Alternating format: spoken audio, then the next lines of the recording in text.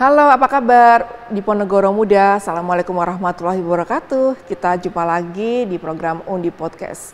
Pada kesempatan kali ini kita menghadirkan salah satu narasumber tokoh Universitas Diponegoro yang juga telah mengharumkan nama Undip di kancah internasional. Beliau adalah Profesor Dr. Renat Heru Susanto STMM MT yang saat ini menjabat sebagai Wakil Rektor Akademik dan Kemahasiswaan dan salah satu guru besar di program studi Teknik Kimia Universitas Diponegoro. Kita sapa beliau. Selamat pagi, Prof. Heru, apa kabar? Alhamdulillah, baik. Prof, ini sebelumnya kami ingin mengucapkan selamat dulu kepada Prof. Heru karena sudah masuk dalam top 2% ilmuwan dunia versi Stanford dan Elsevier, Prof. Ya. Dan itu konsisten ya, Prof. Ya, dari tahun 2021 sampai dengan 2024. Nah, ya, alhamdulillah. Terima kasih. Ya, Prof, kami boleh tahu lebih lanjut, Prof, mengenai penelitian Prof. Heru ini kalau tidak salah fokus pada membran dan polimer ya, Prof. Ya. Kami boleh dijelaskan tuh, Prof, membran itu apa, polimer itu apa? Karena kami awam sekali nih, Prof. Baik, Mbak Nino. Jadi pertama kali saya mengenal membran dan polimer itu pada saat studi di magister S2 saya di ITB Bandung. Topik penelitian saya atau tesis saya pada saat itu sudah terkait dengan membran. Kemudian saya lanjut S3 di Jerman juga terkait dengan membran. Nah, kalau secara simpelnya begitu menerangkan membran itu, kalau kita tahu saringan atau penyaring begitulah ya, yaitu sebenarnya bisa digunakan untuk mengilustrasikan satu membran begitu. Hanya kalau penyaring atau saringan atau ayakan itu kan selalu kita mempersepsikan bahwa kita memisahkan suatu komponen berdasarkan ukuran. Contohnya adalah ketika kita mengayak pasir gitu ya. Pasir diayak, kemudian yang di bawah maka ukurannya kecil, yang di atas adalah yang ukurannya besar gitu. Membran sebenarnya seperti itu. Membran itu selaput tipis atau filter yang digunakan untuk memisahkan suatu komponen. Tetapi pemisahannya tidak hanya berdasarkan ukuran. Kalau tadi saya memberikan ilustrasi itu adalah penyaring pasir, itu pemisahannya berdasarkan ukuran. Tapi kalau membran itu bisa berdasarkan ukuran, bisa berdasarkan muatan, juga bisa berdasarkan kecepatan di dalam mensolusi atau mendifusi. Kalau istilah di orang-orang proses engineer seperti itu. Atau berdasarkan kecepatan lari lah, gampangnya seperti itu. Itu kalau kita bicara membran. Seperti itu sih. Nah, yang diteliti oleh Prof. Heru apa ini, Prof? Yang berkaitan dengan membran yang kemudian bisa membawa Prof. Heru menjadi salah satu ilmuwan dunia. Jadi kami, saya dan teman-teman di laboratorium, utamanya di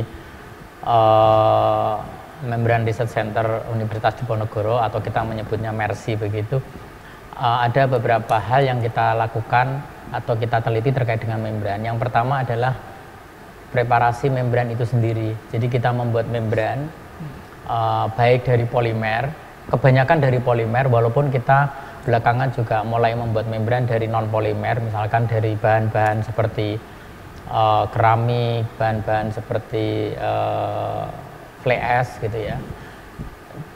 Makanya itu yang pertama adalah bagaimana kemudian kita membuat membran. Nah, membuat membran itu banyak sekali variabelnya, faktornya banyak. Bagaimana intinya adalah bagaimana kita mampu membuat membran yang handal, yang kinerjanya tinggi pada saat digunakan. Kemudian topik yang kedua itu adalah terkait dengan bagaimana penggunaan membran itu sendiri. Tentu kalau kita sudah membuat, kita harus tahu, kita harus menguji coba, kita harus melakukan satu tes performance, yaitu untuk aplikasi.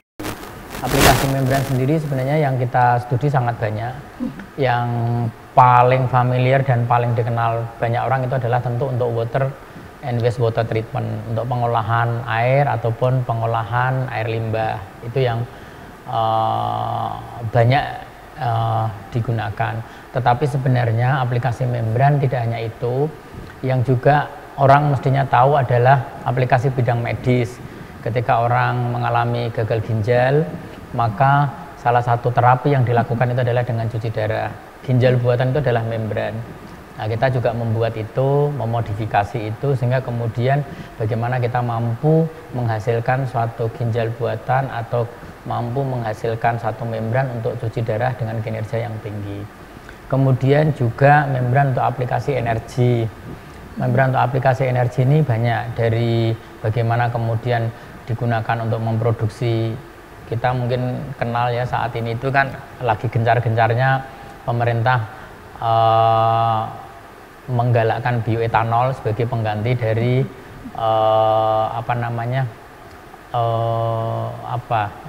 pertalite dan sebagainya lah, yang berasal dari fossil oil, kemudian diganti dengan bioenergi.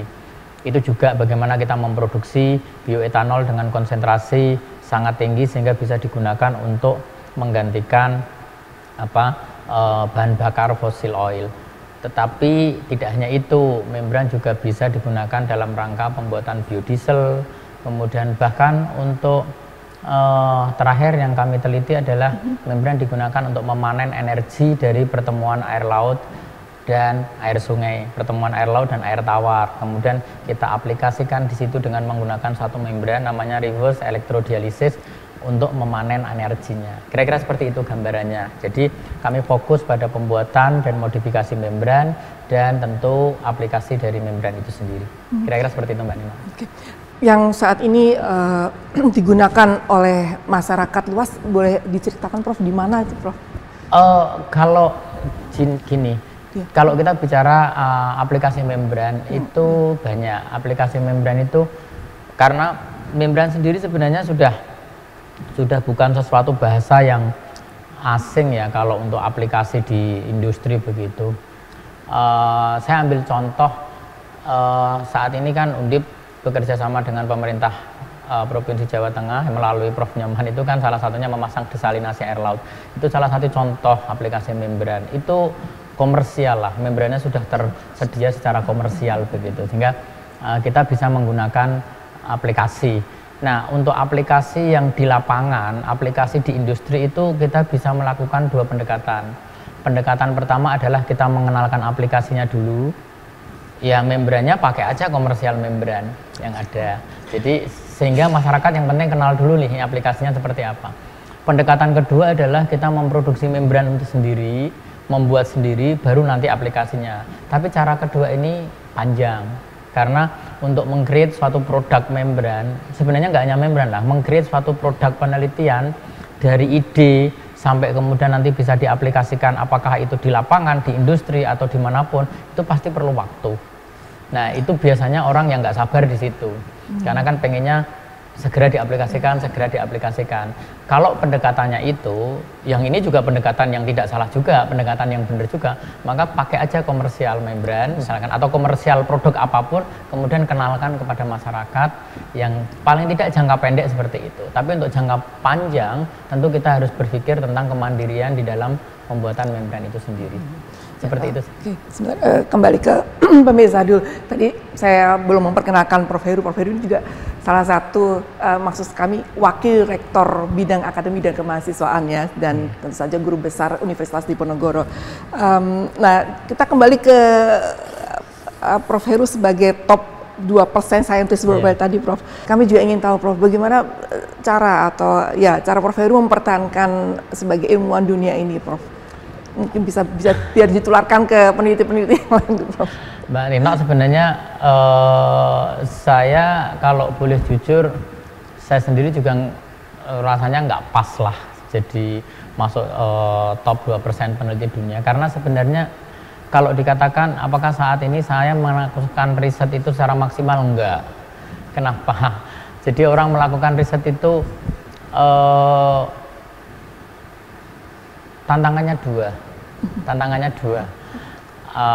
Tidak hanya di grup kami ya. Saya pikir ini tantangan pelaksanaan riset di Indonesia secara keseluruhan. Saya yakin dihadapi juga oleh teman-teman. Yang pertama adalah environment, lingkungan. Bagaimana atmosfer riset itu ada atau tidak. Kita selalu membandingkan negara kita dengan negara-negara yang maju. Sebutlah misalkan Cina, Jepang, dan beberapa negara Eropa maupun Amerika begitu. Hal yang kita harus sadari dan kita harus akui itu adalah atmosfer riset itu sendiri. Atmosfer riset kita tentu kalah. Atmosfer riset kita tentu jauh dibanding mereka. Hal kedua yang menjadi tantangan itu adalah infrastruktur. Nah, infrastruktur tentu perlengkapan, peralatan, resources dan sebagainya. Yang ini juga kita kalah. Jadi dua aspek yang sangat penting di dalam melakukan riset ini nampaknya memang kita sama-sama kalah. Tapi bukan berarti kita tidak bisa melakukan apa-apa ya. Pasti kita melakukan. Tapi kalau ibarat lari begitu, jadi negara-negara kayak China, kemudian Jepang itu kalau lari ya lari betul. Kalau kita kan jalan. Ya sampai kapanpun nggak akan pernah mengejar mereka. Itu pasti itu rumus sederhana. Apalagi kalau kita lihat, saya memberikan contoh diri saya sendiri dan teman-teman saya pada saat kuliah di luar negeri gitu. Teman-teman Indonesia, teman-teman orang Indonesia pada saat kuliah di luar negeri, kebanyakan dari mereka sangat umum kerja itu 12 jam per hari. Sangat umum, itu bukan sesuatu prestasi. Jadi sangat biasa. Tapi kita lihat coba, kalau kita lihat kampus kita. Iya kayaknya jam 6 sore, jam 7 sore ya sudah sepi kan. Laboratorium kita jam 5, 6, 7 juga sudah sepi. Artinya begini, kalau kemudian kita bicara tentang bagaimana mempertahankan kinerja riset menurut saya, ya kalau kita mau betul-betul apa ya, maksudnya di dalam top level, infrastruktur mungkin kita masih bisa quote and quote upayakan dengan semaksimal mungkin. Tetapi sebenarnya yang paling bisa kita lakukan lagi itu adalah yang merubah pola kinerja kita. Ya sampai kapanpun kalau jam kerja kita masih akan tetap seperti ini, ya nggak akan pernah mengejar negara-negara maju itu. Itu sunatullah lah. Karena namanya produktivitas itu efektivitas kerja plus jumlah jam kerja, kan kira-kira seperti itu ya. Jadi orang bisa menghasilkan banyak produk itu kalau dia efektif kerjanya dan jumlah jam kerjanya banyak. Nah kalau kita kan memang ya sudah kira-kira tools supportnya juga kurang, tetapi jam kerjanya juga kurang. Makanya ketika ditanya bagaimana mempertahankan, saya sendiri juga heran kenapa bisa masih di situ, kira-kira seperti itu. Tapi kita hanya mencoba untuk bagaimana kemudian terus.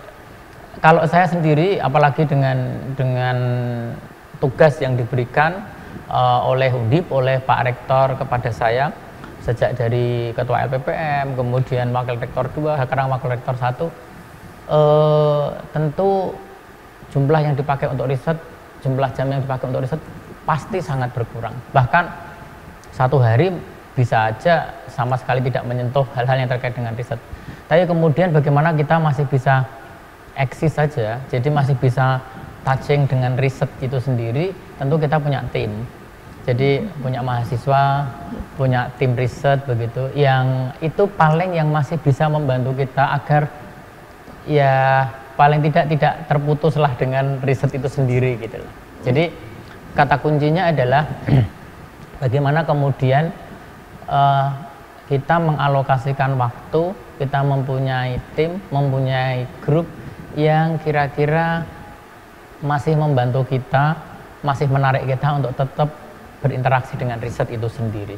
Kalau kemudian targetnya mencapai top performance, susah sekali. Jadi saya bayangkan begini, ya kalau mau benar-benar top performance, ya memang fokusnya riset gitu. Kira-kira seperti itu. Oke, baik Prof.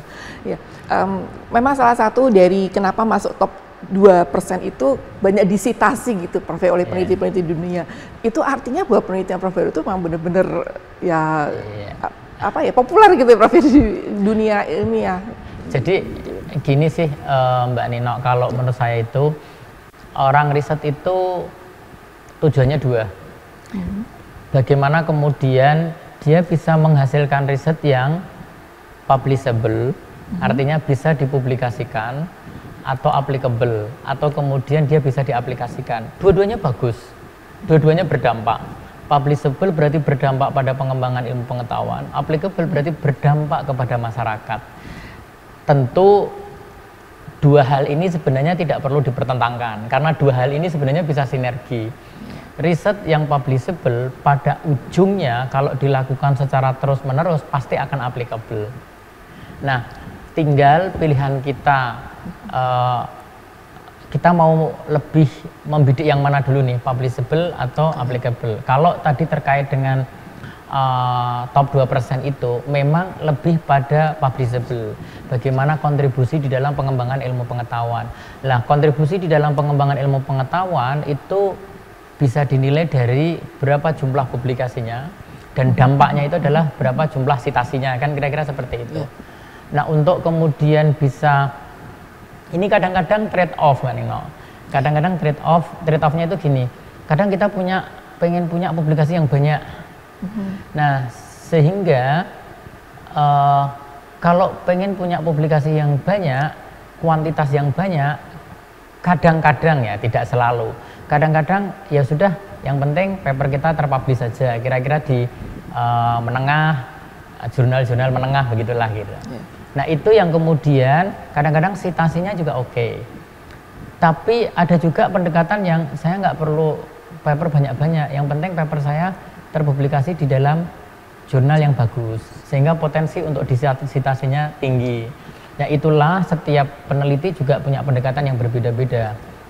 Tentu yang paling baik adalah ketika mampu mengkombinasikan jumlahnya banyak, terbitnya di jurnal yang bagus-bagus lah. Itu kriteria pertama. Kriteria kedua tentu apakah kita mau memilih jumlah publikasinya banyak yang nanti juga kemungkinan disitasinya juga banyak karena semakin banyak yang dibaca orang kan, atau kemudian ya kita jumlah publikasinya nggak harus banyak tapi kemudian dipublish di jurnal yang reputasinya tinggi, yang ini kemungkinan dibaca orang juga tinggi. Nah, itu setiap orang mempunyai pendekatan seperti itu. Saya sendiri tentu sangat tergantung pada riset yang kita punya. Kadang kita punya riset yang sangat menarik. Nah, untuk itu maka saya berusaha untuk mempublish di jurnal yang bagus. Tapi kita mungkin punya hasil riset ya biasa-biasa saja gitu. Maka yang seperti itu ya sudah dipublish di jurnal yang kira-kira kualitasnya sedang, atau mungkin kalau kita masyarakat umum kita bicara ya yang mungkin ya di Q4, Q3 gitu. Tapi kalau kita punya riset yang kira-kira bagus ya disodorkan aja di Q1 begitu. Seperti itu sih. Nah, dari sekian banyak riset yang sudah dilakukan oleh Prof. Heru, mana yang paling masterpiece menurut Prof. Heru? Saya paling banyak itu terkait dengan bagaimana membuat membran ultrafiltrasi namanya. Jadi salah satu penggunaan membran, kalau Mbak Nino juga bisa bayangkan ya, dan teman-teman juga bisa bayangkan, kalau kita menyaring air gitu, maka problem utamanya itu adalah saringannya kan cepat buntu, ya kan? Kita saringannya cepat buntu. Kenapa saringan itu cepat buntu? Karena memang komponen yang akan di dalam air yang kita saring itu menutupi permukaan penyaringnya, kan kira-kira seperti itu. Kenapa mereka bisa seperti itu? Ya karena ada interaksi fisik, ada interaksi kimia dan sebagainya dan sebagainya. Nah, saya sampai saat ini 80% publikasi saya itu membuat membran ultrafiltrasi. Jadi bagaimana membuat membran ultrafiltrasi yang tidak mudah mengalami buntu, kira-kira seperti itu. Sederhana sih, sangat sederhana. Pertanyaan gini, gimana kita membuat penyaring yang penyaring itu tidak mudah mengalami buntu, kira-kira seperti itu. Tapi itu kajian saintifiknya cukup tinggi, kajian saintifiknya cukup kompleks, sehingga beberapa terbitan di jurnal yang cukup bagus itu bisa kita lakukan, kira-kira seperti itu. Kalau tidak salah tahun 2001 yang lampau juga pernah membuat industri batik itu ada, betul ya Prof ya, filtrasinya itu bagaimana tuh Prof? Menarik ini karena batik itu kan limbahnya sangat banyak ya. Jadi gini, tadi saya katakan bahwa salah satu aplikasi membran yang paling banyak dikenal masyarakat itu adalah untuk pengolahan air ataupun pengolahan air limbah, kira-kira seperti itu. Nah, salah satu air limbah yang kita sangat familiar itu adalah industri batik. prinsip di dalam mengolah air ataupun mengolah air limbah itu seperti ini. Saya orang membran, tapi kalau ditanya bagaimana mengolah air, saya tidak selalu merekomendasikan pakai membran. Tergantung, karena di dalam menggunakan teknologi untuk mengolah air ataupun air limbah itu sangat tergantung pada apa. Kita punya air yang akan kita olah itu seperti apa. Karakteristik sifatnya air yang kita akan olah apa. Air limbah kita karakteristiknya seperti ini. Oh, air sungai yang akan kita jadikan air minum punya karakteristik seperti ini. Terus target pengolahannya apa? Target pengolahannya hanya sekedar layak untuk dibuang, atau ini akan kita pakai lagi. Dipakai itu juga macam-macam, dipakai untuk sanitasi saja, atau mungkin bahkan mau dipakai sekaligus untuk kebutuhan air minum dan sebagainya. Tentu itu pilihan teknologinya berbeda-beda. Nah, kalau kita bicara tentang membran itu teknologinya handal, tapi kalau orang Jawa bilang itu gigrik itu apa ya? Sangat dia memerlukan satu treatment yang harus tepat. Kalau tidak, kalau keliru, nanti akibatnya pasti biaya operasinya tinggi. Tapi kalau kita tepat di dalam memilih, tepat di dalam melakukan perlakuan, ya itu yang kemudian membran itu akan kompetitif. Nah, terkait batik tadi, sebenarnya teknologi yang ditawarkan teman-teman yang memang concern di dalam pengolahan air limbah itu banyak untuk mengolah limbah industri batik. Nah, saya dan teman-teman hanya sekedar mencoba untuk potensi penggunaan membran. Waktu itu adalah yang kami usulkan itu adalah nanofiltrasi.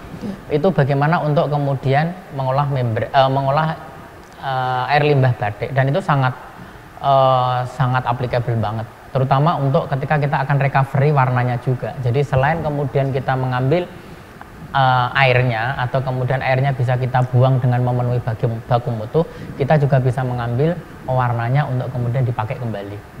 Seperti itu. Begitu, sampai ke situ, Prof, ya. Yeah. Oke. Kalau selain ada lagi nggak, Prof, yang masterpiece-nya nih, Prof, penelitian Prof Heru mungkin mengenai air. Sebenarnya yang kita sekarang sedang kembangkan dan mempunyai potensi bagus itu memang pertama adalah yang tadi saya sebut reverse electrodialysis. Iya. Jadi kalau kita bicara tentang energi gitu ya, negara kita salah satu yang saat ini sedang gencar-gencarnya bagaimana meningkatkan bauran energi baru terbarukan, itu persentasenya naik. Dari target 25% saat ini mungkin masih di bawah 20%. Masih, artinya antara target dengan realisasi itu ada gap, di mana realisasi lebih rendah dibandingkan target. Makanya upaya untuk kemudian menggali, kemudian untuk mencari energi baru terbarukan itu sangat tinggi. Nah, salah satu yang coba kita riset, kita coba tawarkan itu adalah negara kita ini adalah negara yang lebih besar berupa laut daripada daratan. Kalau kita punya laut, pasti kita punya muara, pertemuan antara air sungai yang mana itu adalah air tawar dan ada air laut. Kalau titik pertemuannya itu muara. Nah, tentu pada saat titik pertemuan itu ada perbedaan konsentrasi garam. Kalau orang-orang proses nyebutnya ada perbedaan salinitas. Jadi air laut yang mempunyai salinitas kurang lebih 2,5 sampai 3,5%, kemudian air tawar, air sungai yang paling-paling mempunyai konsentrasi zat terlarutnya sekitar 500-an lah, mungkin lebih sedikit, maksimalnya ya 1000 ppm begitulah. Nah, ketika kemudian dua fluida, dua air yang mempunyai perbedaan konsentrasi garam ini bertemu, sebenarnya di situ ada energi bebas yang itu bisa kita ambil menjadi energi. Jadi potensinya sangat luar biasa di Indonesia ini bagaimana mengaplikasikan reverse electrodialysis untuk mengambil energi antara pertemuan air laut dan air sungai. Itu secara laboratorium kita sudah firm, kita sudah bisa buktikan. Hanya memang tadi saya katakan teman-teman riset itu tujuannya dua, publishable, applicable. Saya masih termasuk orang-orang yang ranahnya itu saya di publishable. Jadi kalau saya sampai sekarang ya sudah, itu bisa diaplikasikan, bisa dibuktikan, hasilnya seperti itu, selesai. Nah untuk ranah ke sana ya kan kita sebenarnya perlu tim building, kita perlu membentuk tim yang kemudian untuk mengaplikasikan ke sana silahkan kalau gitu. Kira-kira seperti itu sih. Itu topik kedua yang kalau dilihat menarik tidaknya itu berdasarkan potensi aplikasi ya. Itu sangat menarik. Oke, baik Prof. Ini terakhir nih Prof, untuk teman-teman peneliti muda, mungkin Prof. Heru pesannya untuk para peneliti muda Indonesia itu seperti apa di tengah iklim penelitian yang seperti tadi sudah disampaikan Prof. Heru. Kalau saya sih mungkin sharing saja. Pertama, menjadi peneliti itu berbeda dengan menghasilkan lulusan S1.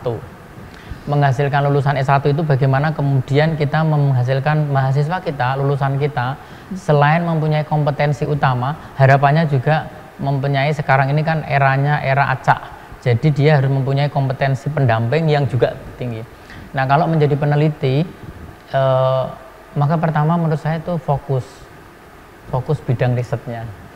Maka pilihlah bidang riset yang memang kita tertarik, memang kita punya passion, dan barangkali bisa dipilih yang memang prospeknya di Indonesia cukup bagus.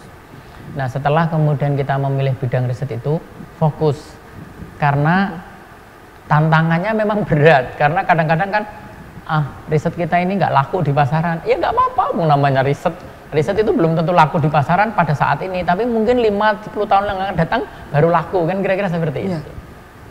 Maka yang kedua adalah fokus, yang ketiga adalah tadi tujuan riset itu publishable, applicable. Itu dua hal yang bisa disinergikan, tidak perlu dipertentangkan. Jadi tidak perlu mengatakan bahwa orang-orang yang mungkin fokus pada aplikasi, risetnya hanya berhenti di paper. So what kalau berhenti di paper? Kalau itu benar dilakukan, itu kan berdampak pada ilmu pengembangan ilmu pengetahuan gitu. Jadi outputnya apa? Dampaknya di pengembangan ilmu pengetahuan. Sama orang-orang yang di sini juga nggak perlu mengatakan bahwa risetnya hanya sekedar aplikasi-aplikasi lack of scientific. Nggak perlu juga, karena dua hal itu perlu disambungkan kalau bisa. Kalau toh pun nggak bisa atau belum bisa disambungkan, itu pilihan gitu. Maka ya sudah, nggak perlu. Tinggal kita mau memilih yang mana sih. Yang kemudian salah itu adalah sudah tidak publishable, tidak applicable, alias tidak punya output. Kira-kira seperti itu. Mbak Nino. Baik Prof, terima kasih banyak Prof. Heru atas sharing-sharingnya yang sangat insightful banget. Dan mudah-mudahan ini bisa menginspirasi generasi muda. Atau barangkali masih ada pesan lagi Prof untuk adik-adik, masih sudah cukup. Sekali lagi terima kasih, dan pemirsa. Makasih sama-sama Mbak Nino. Pemirsa, mudah-mudahan podcast kita hari ini bisa bermanfaat. Kita jumpa lagi di lain kesempatan. Wassalamualaikum warahmatullahi wabarakatuh. Sampai jumpa.